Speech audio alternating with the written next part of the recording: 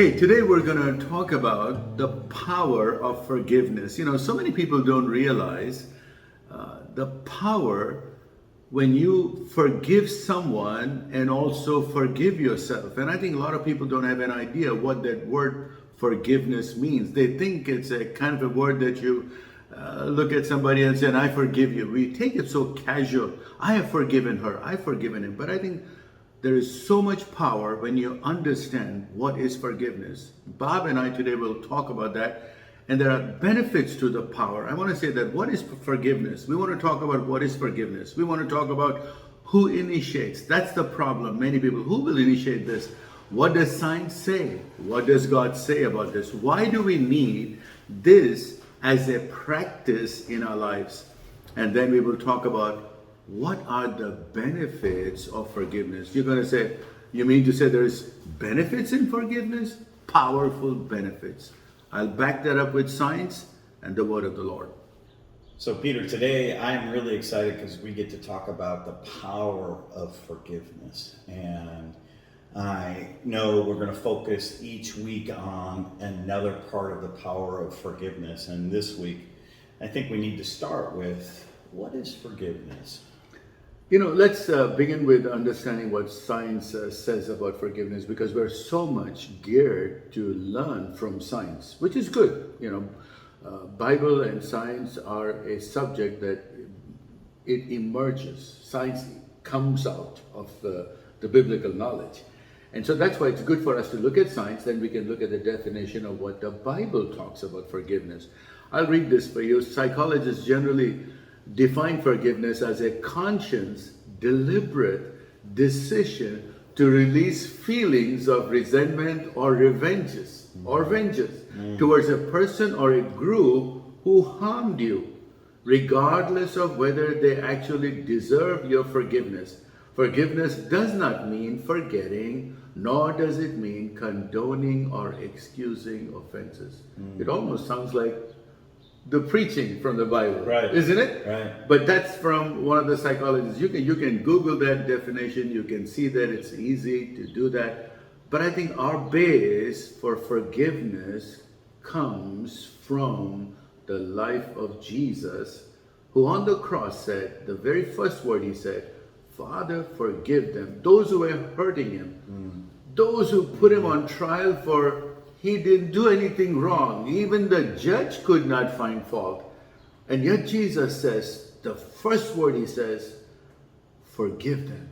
I think there is some power in that word. Right. Well, yeah, can you imagine? And every time I picture that scene in my mind, right?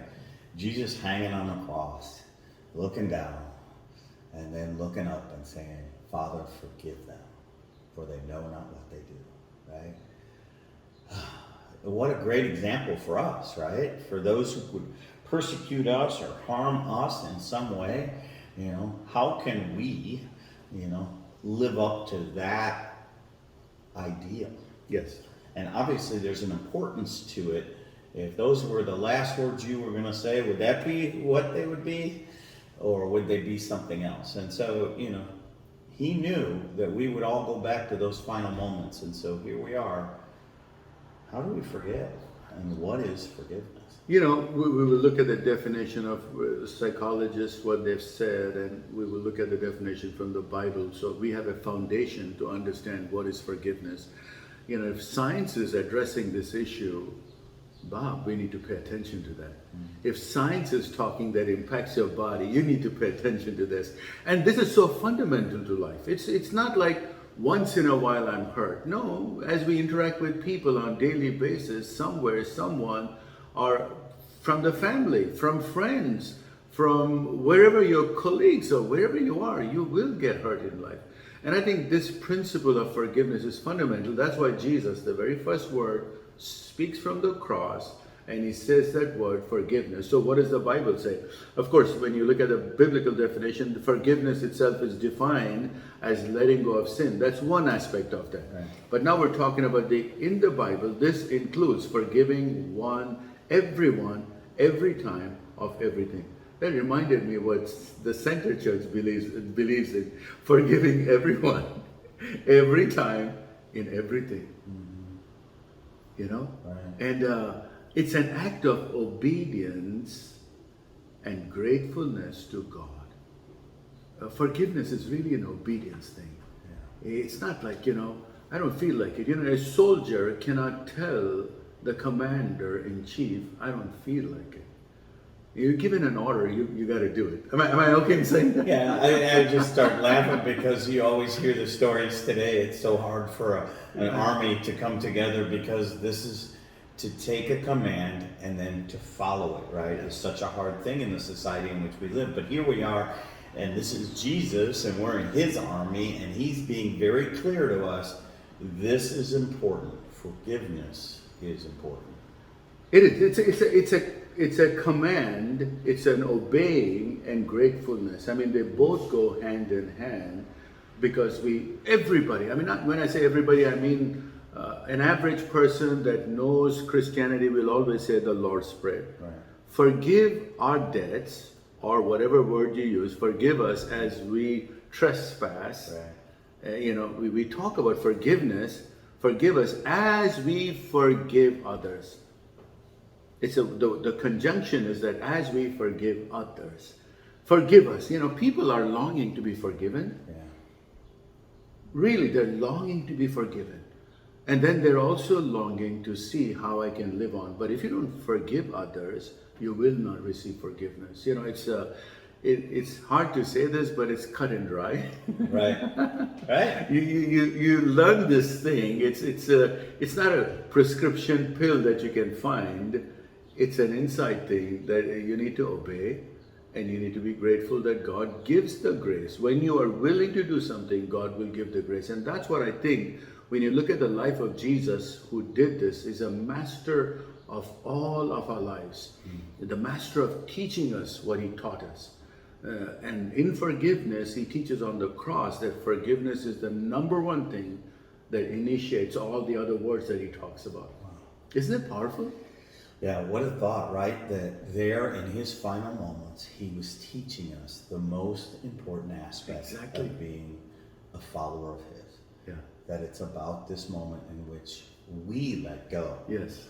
Of whatever that pain was, whatever that rejection was, whatever that hurt was, that to truly know him is to let go of our hurts.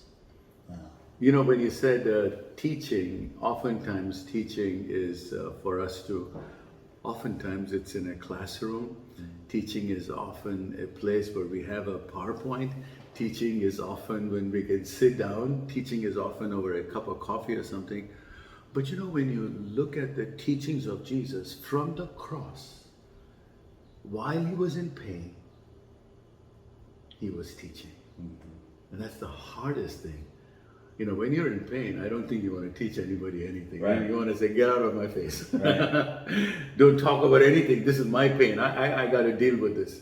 I just don't want to talk about it. How many times you've heard people say, right. Pastor, I don't want to talk about it now.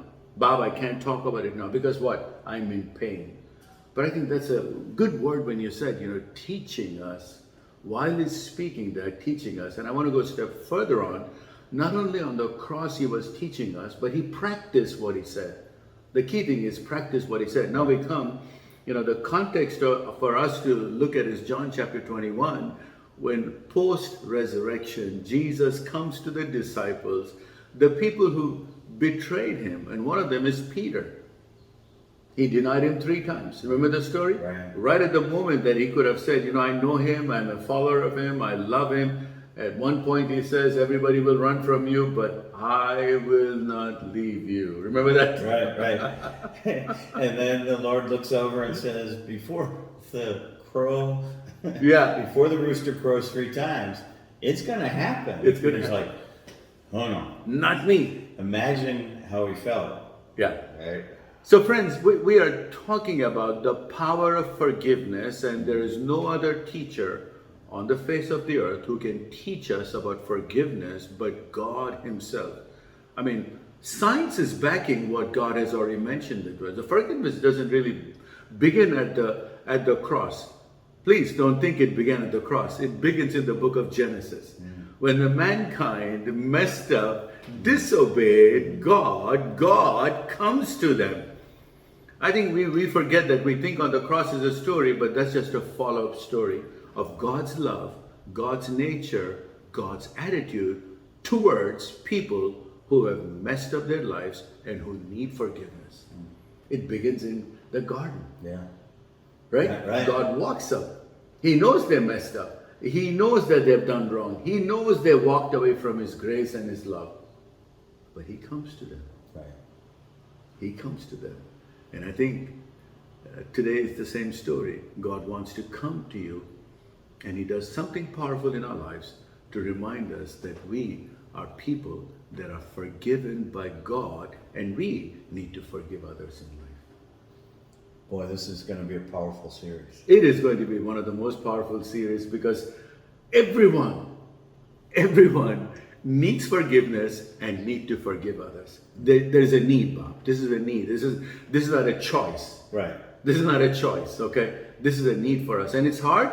Some of you have gone through some tough things, and Bob and I will talk about us personally going through some tough things. You know, when you're a leader, you go through so many things that you cannot even say to your loved ones. But you have to be the leader, and you have to learn, practice forgiveness. It's not just one-time event. And we will share and we will talk as we listen to this story and the power of forgiveness. Yeah. This is going to be good. I'm looking forward to it.